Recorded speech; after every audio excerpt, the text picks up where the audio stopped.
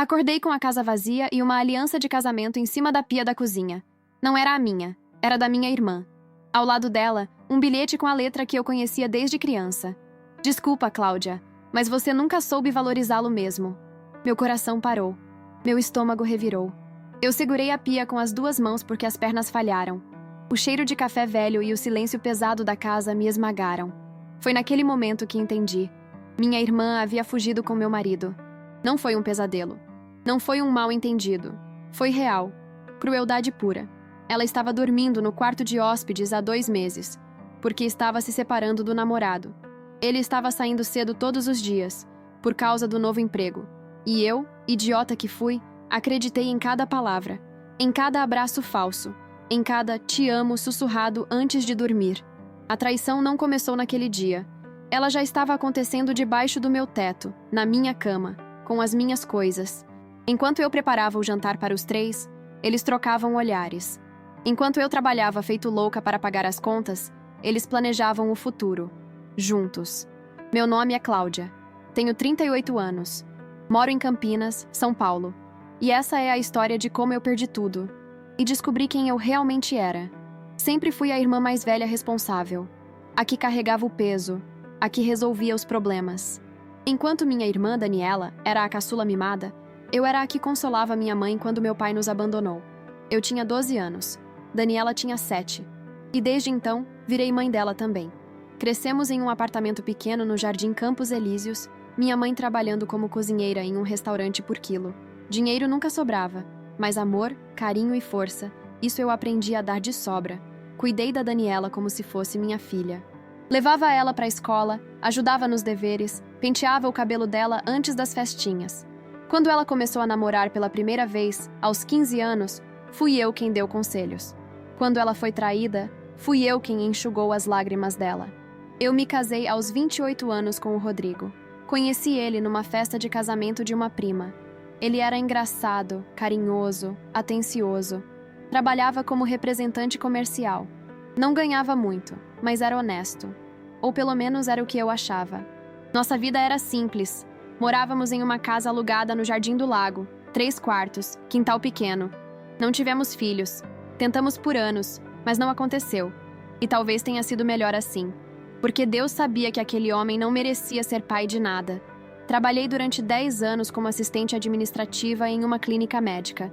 Acordava às 5 da manhã, preparava café, deixava a marmita pronta, pagava as contas. Rodrigo sempre teve essa mania de esquecer de pagar boletos. Sempre fui eu quem controlava tudo. Ele dizia que eu era controladora. Hoje eu sei que ele só queria me fazer acreditar nisso para eu me sentir culpada. E Daniela? Daniela nunca conseguiu se estabilizar. Mudava de emprego a cada 6 meses. Mudava de namorado a cada 3. Sempre aparecia em casa pedindo ajuda. Dinheiro emprestado. Um lugar para ficar. Um ombro para chorar. E eu, como sempre, abria a porta. Há 2 meses, ela chegou chorando, dizendo que o namorado tinha batido nela. Que ela não tinha para onde ir. Que precisava de mim. Como eu ia dizer não? Era minha irmã. Meu sangue. A pessoa que eu protegi a vida inteira. Rodrigo achou estranho. Disse que ela poderia ficar só uns dias. Mas os dias viraram semanas. E as semanas viraram 2 meses. E nesse tempo, minha vida desmoronou. Tudo começou a mudar quando percebi pequenas coisas. Coisas que eu ignorei porque parecia loucura suspeitar. Rodrigo começou a se arrumar mais. Comprou roupas novas, perfume novo. Dizia que era para impressionar os clientes. Começou a ir para a academia. Chegava tarde em casa. Atendia ligações fora do quarto. E quando eu perguntava, ele revirava os olhos. Você tá ficando paranoica, Cláudia. Eu só tô tentando cuidar da saúde. Daniela também mudou. Ficava em casa o dia todo, mas sempre estava arrumada. Unha feita, cabelo feito, maquiagem impecável. Dizia que estava procurando emprego, mas nunca saía para entrevista nenhuma. Ela passava o dia inteiro no celular, sorrindo. Rindo baixinho, e quando eu entrava no quarto, ela escondia a tela. Tá tudo bem? Eu perguntava. Tudo ótimo, mana. Só conversando com uma amiga. Um dia, cheguei em casa mais cedo. A clínica fechou por causa de um problema na rede elétrica. Quando abri a porta, encontrei Daniela e Rodrigo sentados no sofá, muito perto. Ela estava rindo. Ele também. Quando me viram, se afastaram rápido demais. Oi, amor, Rodrigo disse com aquele sorriso falso. Oi, mana, Daniela completou levantando rápido.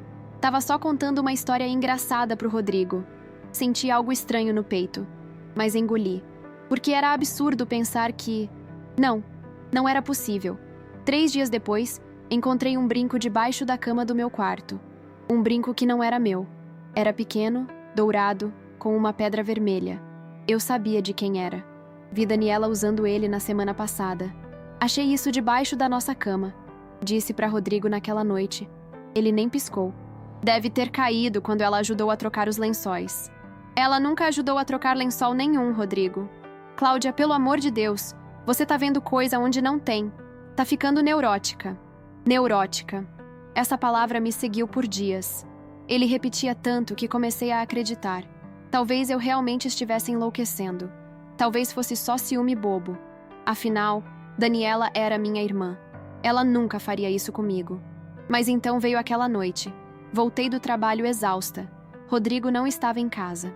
Daniela estava trancada no quarto. Fui tomar banho e quando passei pelo corredor, ouvi ela rindo no telefone. Ele não suspeita de nada. Ela também não. É incrível como é fácil enganar quem confia demais. Gelei. Parei na frente da porta, o coração batendo descompassado. Eu te amo também. Logo a gente vai estar livre dela. Não consegui me mexer. Não consegui respirar. Só consegui ouvir aquela risada. A mesma risada que eu ouvi por anos quando contava piada pra ela.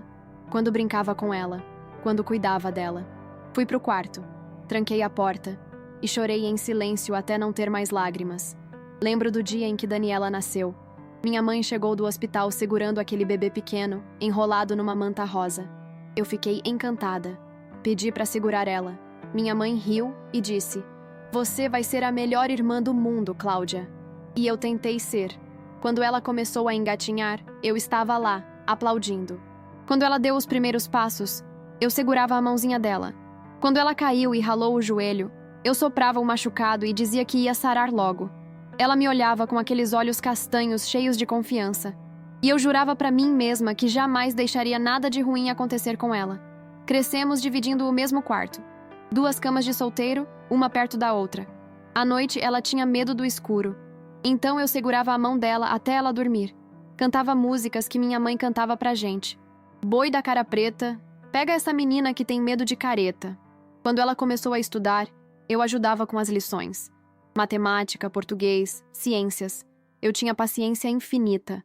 Quando ela tirava nota boa, eu comprava um chocolate com o pouco dinheiro que ganhava fazendo bicos. Ela sorria. Me abraçava. Dizia: "Você é a melhor irmã do mundo." Na adolescência, Daniela se tornou rebelde. Começou a sair escondida. Voltar tarde. Minha mãe, cansada demais da vida, não tinha energia para brigar. Então eu brigava. Eu puxava ela pelo braço, trancava a porta, dizia que ela não podia se destruir daquele jeito. Ela gritava que eu não era mãe dela, que eu não mandava na vida dela. "Você só quer controlar tudo, Cláudia. Você não me deixa viver." Mas quando ela se metia em confusão, quando o namorado a traía, quando ficava sem dinheiro, ela vinha correndo pra mim, chorava no meu ombro. Eu enxugava as lágrimas dela e dizia: "Tá tudo bem, eu tô aqui, sempre vou estar." Aos 19 anos, ela engravidou. O namorado sumiu. Minha mãe entrou em desespero. Eu tinha acabado de conseguir meu primeiro emprego fixo, como auxiliar administrativa. Juntei dinheiro, paguei o pré-natal dela, comprei roupinhas de bebê, montei um quartinho improvisado no nosso apartamento, mas Daniela perdeu o bebê no 4º mês e quase enlouqueceu de tristeza. Ficou trancada no quarto por semanas. Não comia, não falava. Eu largava o trabalho, ia correndo para casa, ficava do lado dela. Segurava a mão dela. Dizia que ela era forte, que ia superar. E ela superou. Aos poucos, voltou a sorrir. Voltou a viver. E eu? Eu fiquei exausta. Mas feliz porque ela estava bem. Quando conheci Rodrigo, Daniela foi a primeira pessoa que contei. Ela ficou empolgada. "Finalmente você vai ser feliz, mana. Você merece tanto." Ela foi minha madrinha de casamento. Usou um vestido lilás lindo. Fez um discurso emocionante. Disse que eu era a pessoa mais generosa que ela conhecia. Que eu merecia todo o amor do mundo. Eu acreditei. Eu realmente acreditei que ela torcia por mim. Mas olhando agora para trás, percebo sinais que ignorei. Ela sempre flertava com Rodrigo. Sempre fazia piadinhas. Sempre tocava no braço dele. Eu achava que era só jeito dela. Jeito extrovertido, carinhoso. Mas não era carinho. Era teste. Ela estava testando até onde podia ir. E quando viu que eu não reagia, foi mais longe. E mais longe. Até roubar tudo de mim. 2 semanas antes da fuga, aconteceu algo que me destruiu completamente. Era aniversário de casamento. 10 anos desde que eu e Rodrigo trocamos votos. Eu planejei tudo. Fiz uma reserva num restaurante simples, mas bonito no Cambuí. Comprei roupa nova. Arrumei o cabelo. Estava animada porque há muito tempo a gente não saía só nós dois. Daniela disse que ia passar a noite na casa de uma amiga. Rodrigo chegou do trabalho, tomou banho, colocou a camisa social que eu tinha passado para ele. Mas ele estava estranho, distraído, olhando para o celular o tempo todo. "Tá tudo bem?" perguntei. "Tá sim, só preocupado com os clientes." Fomos pro restaurante. Sentamos. Pedi meu prato favorito, filé à parmegiana. Ele pediu peixe. A garçonete trouxe uma vela na mesa. Romântico. Eu sorri. Peguei a mão dele. "Obrigada por esses 10 anos, Rodrigo." Ele forçou um sorriso. 10 anos.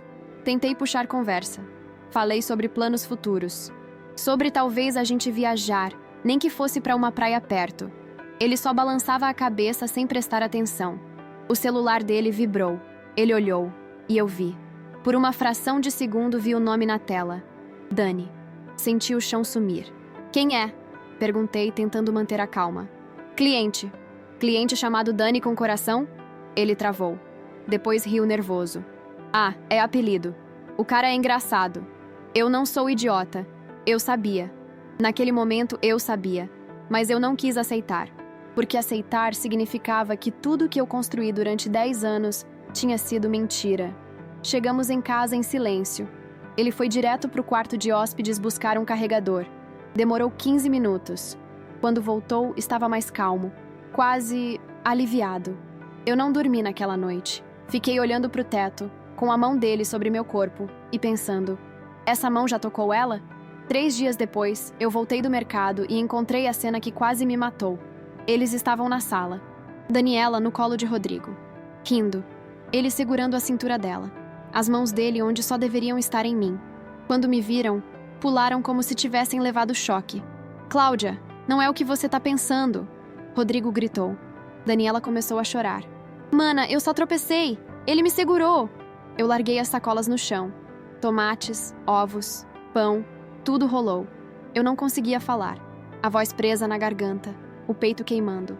"Sai da minha casa", eu disse, olhando para Daniela. "Cláudia, você tá sendo injusta!" Rodrigo gritou. "Ela não fez nada!" "Injusta? Injusta!" Minha voz explodiu. "Vocês acham que eu sou idiota? Vocês acham que eu não vejo? Que eu não sinto?" Daniela veio até mim, com aquelas lágrimas falsas escorrendo. "Mana, você tá ficando louca! Eu nunca faria isso com você! Você é minha irmã!" Rodrigo colocou a mão no meu ombro. Eu empurrei. "Não encosta em mim. Amor, você tá exagerando. Tá precisando descansar." Eles viraram a situação.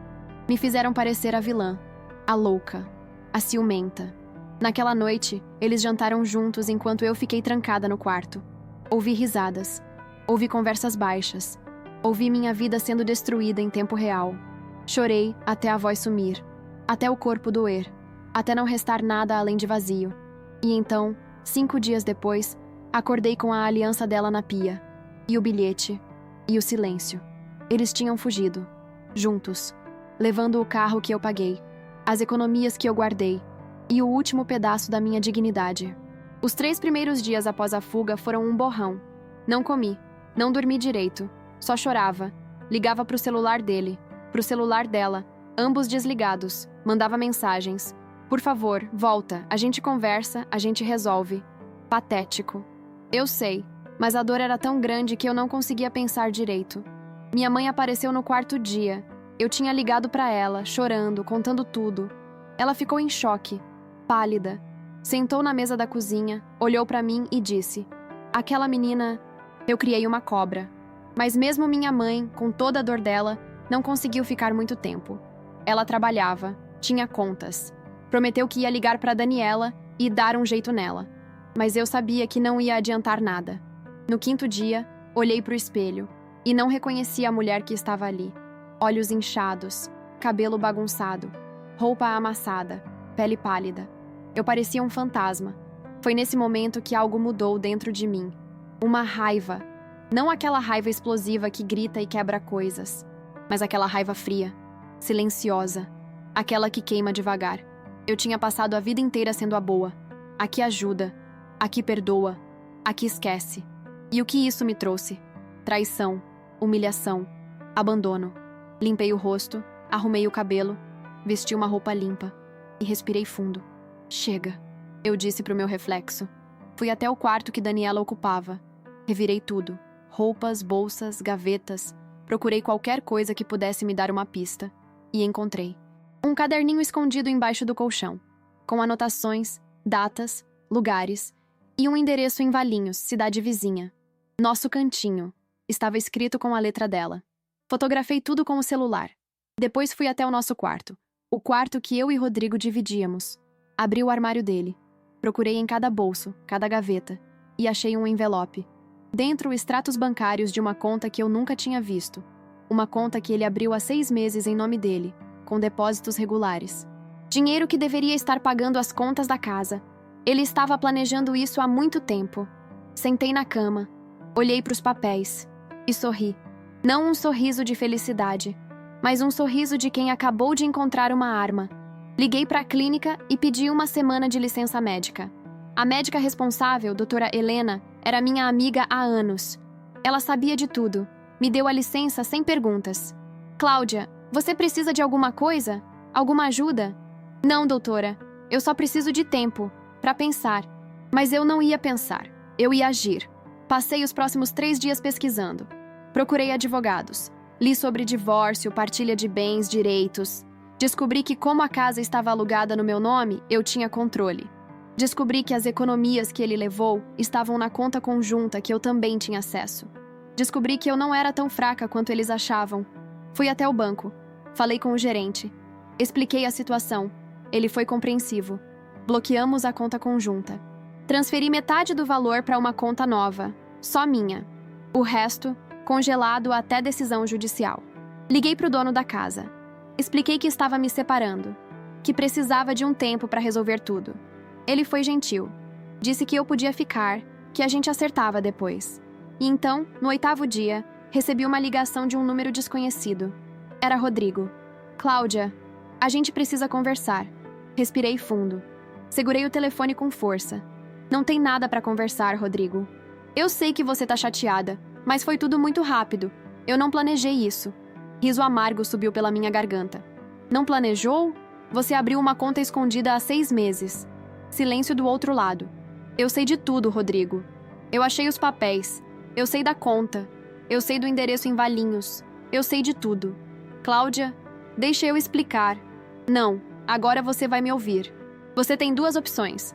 Ou a gente resolve isso de forma civilizada, dividindo tudo pela metade, ou eu levo pro tribunal e exponho tudo. Cada mentira, cada traição, cada centavo que você desviou. Você não faria isso. Tenta eu. E desliguei. Minhas mãos tremiam, mas não de medo, de poder. Pela primeira vez em anos, eu não era a vítima. Eu era a jogadora. 3 dias depois da ligação, recebi uma mensagem de um número que eu não conhecia. Oi, Cláudia. Meu nome é Ana Paula. Eu preciso falar com você sobre o Rodrigo. É urgente. Meu coração acelerou. Quem era essa mulher? O que ela queria? Respondi. Quem é você?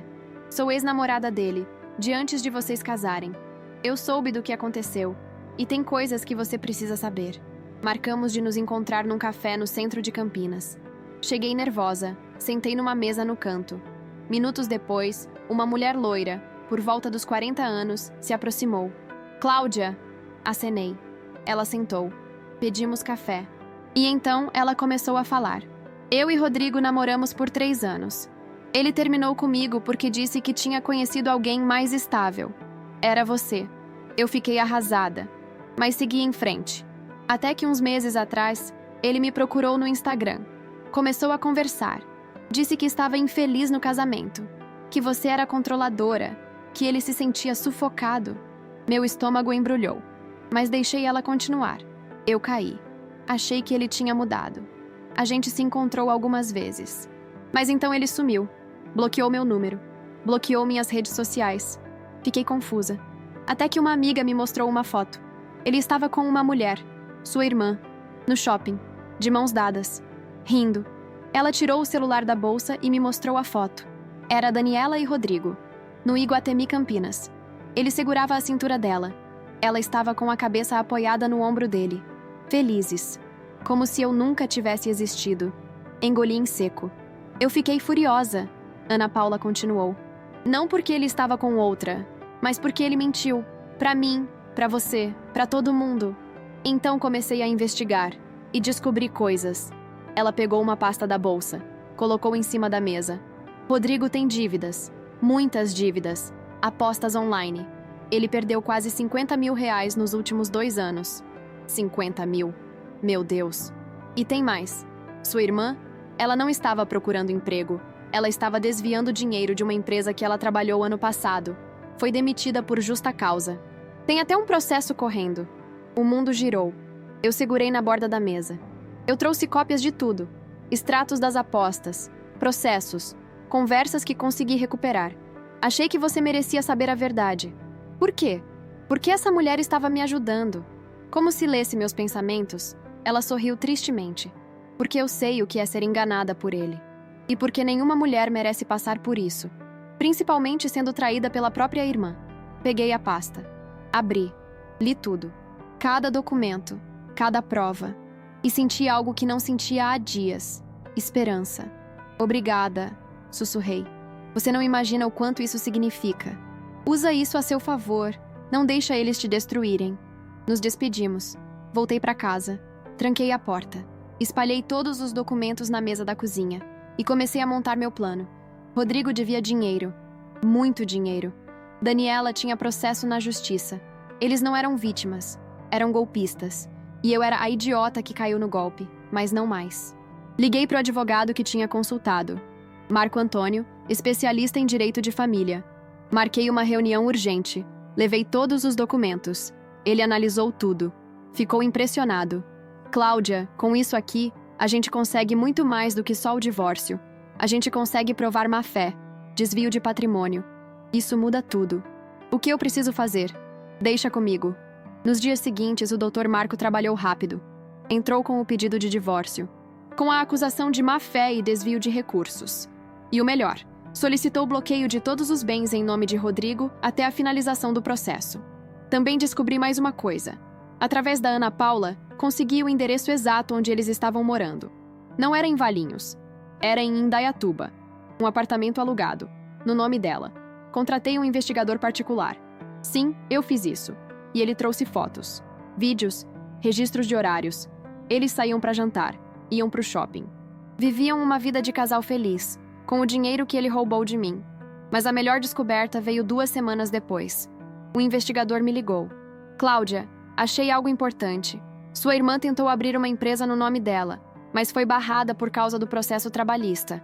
Agora ela está tentando abrir no nome do Rodrigo. Sorri. Consegue bloquear?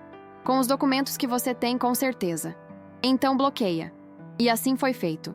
Eles achavam que tinham escapado, que estavam seguros, que eu tinha sido deixada para trás, chorando, sofrendo, destruída.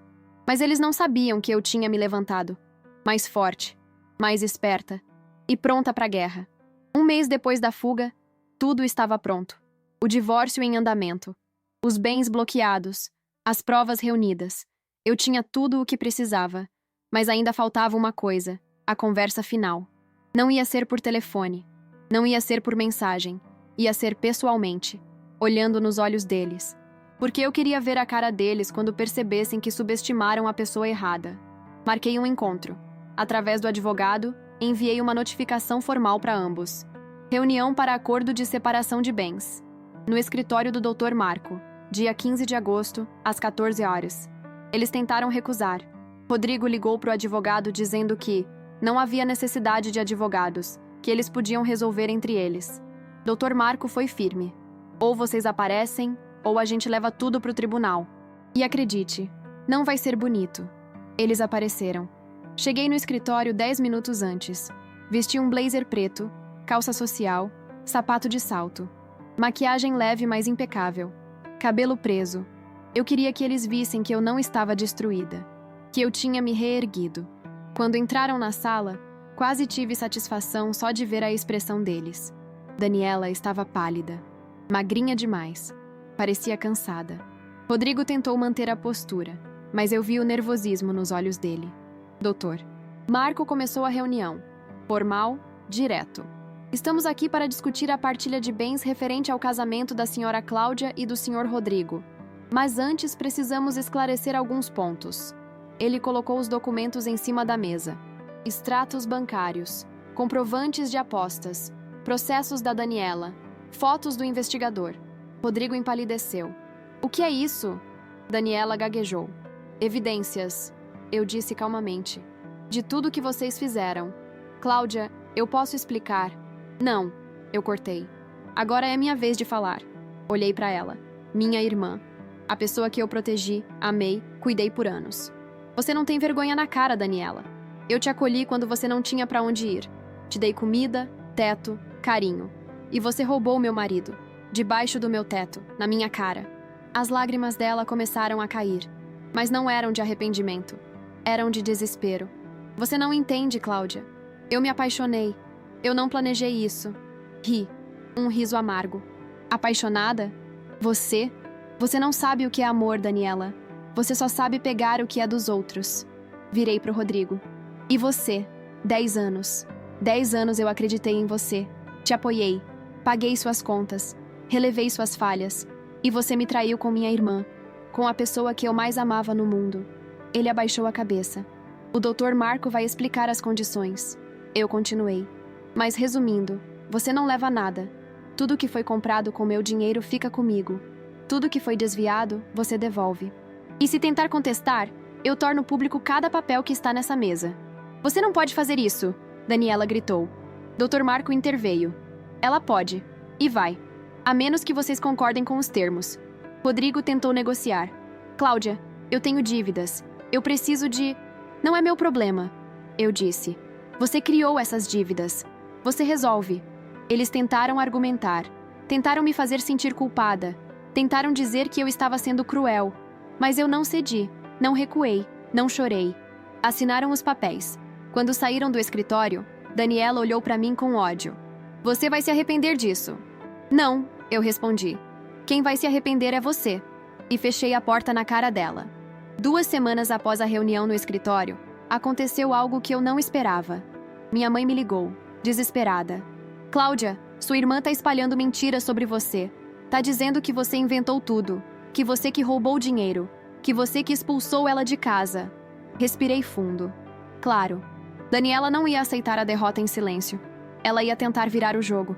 Mãe, deixa ela falar. A verdade vai aparecer. Mas ela tá falando pra todo mundo. Pros tios, primos, vizinhos. Tá fazendo você parecer a vilã. E foi o que ela fez mesmo. Nos dias seguintes, comecei a receber mensagens. De tias distantes. De primas que eu nem falava há anos. De gente perguntando o que realmente aconteceu. Dizendo que Daniela estava muito abalada. Que eu tinha sido muito dura. Até minha mãe começou a amolecer. Ela é sua irmã, Cláudia. Talvez vocês devessem conversar. Perdoar. Perdoar? Perdoar o quê? A traição, o roubo, a humilhação? Decidi que chega. Se ela queria guerra de narrativas, eu ia dar para ela. Criei um documento, com todas as provas. Extratos bancários, fotos, conversas que o investigador conseguiu. Tudo. E compartilhei com as pessoas certas. Não publicamente, mas de forma estratégica. Enviei para o grupo da família. Com uma mensagem simples. Para quem está curioso sobre o que realmente aconteceu, aqui estão os fatos. Não são opiniões, são documentos. Tirem suas próprias conclusões. O efeito foi imediato. As mensagens de apoio começaram a chegar. Tias dizendo que não sabiam. Primas dizendo que estavam enojadas. Até pessoas que eu nem esperava me defenderam. Daniela tentou rebater. Disse que os documentos eram falsos, que eu tinha inventado tudo. Mas ninguém acreditou, porque as provas eram fortes demais. Reais demais. E então aconteceu o confronto final. Era aniversário da minha mãe. Um almoço de família. Eu não queria ir. Mas minha mãe insistiu. Por favor, filha, eu só quero minha família reunida. Fui, porque eu amava minha mãe. Mas sabia que Daniela estaria lá. E Rodrigo também. Cheguei na casa da minha mãe. Um apartamento simples no mesmo bairro onde crescemos. A sala estava cheia. Tios, tias, primos. E lá, no canto, Daniela e Rodrigo. Ela me viu. Levantou. Veio até mim. Com aquela cara de vítima. Cláudia, podemos conversar? Não temos nada para conversar, Daniela. Eu sei que eu errei. Mas você também errou. Você expôs nossa família. Você humilhou a gente. Soltei uma risada seca. Eu humilhei vocês? Vocês se humilharam sozinhos. As pessoas começaram a olhar. Minha mãe veio correndo. Meninas, por favor, não façam isso aqui. Mas Daniela não parou. Ela elevou a voz. Você sempre foi assim, Cláudia. Sempre quis ser melhor que todo mundo. Sempre quis controlar tudo. Você nunca me deixou ser feliz. Eu nunca deixei você ser feliz? Gritei de volta. Eu te criei, eu te protegi, eu te sustentei. E você roubou meu marido. Dentro da minha casa. Dormindo no quarto ao lado. Silêncio. Todos pararam, olhando para nós. Rodrigo tentou intervir. Cláudia, para. Você tá fazendo uma cena. Olhei para ele. E senti nojo. Você não fala comigo. Você não tem mais esse direito. Minha mãe começou a chorar. Por favor, parem. Por favor. Olhei para Daniela. Nos olhos dela. E vi o que eu sempre vi. Manipulação. Egoísmo. Falsidade. Sabe o que é engraçado, Daniela? Eu disse mais calma. Você acha que ganhou. Você acha que levou a melhor. Mas olha para você. Olha para o que você se tornou.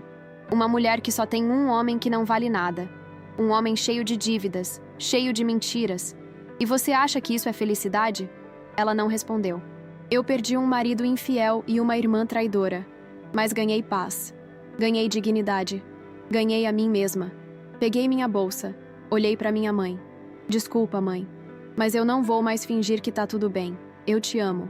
Mas ela não faz mais parte da minha vida. E saí. Enquanto caminhava pela rua, ouvi passos atrás de mim. Era minha mãe. Cláudia, espera. Parei. Me virei. Ela estava chorando. Eu sei que ela errou. Eu sei. Mas ela é minha filha. Vocês duas são. Eu sei, mãe. E você não precisa escolher. Mas eu escolhi. E escolhi minha paz. Ela me abraçou. Choramos juntas. E quando nos separamos, ela disse: Eu te admiro, filha.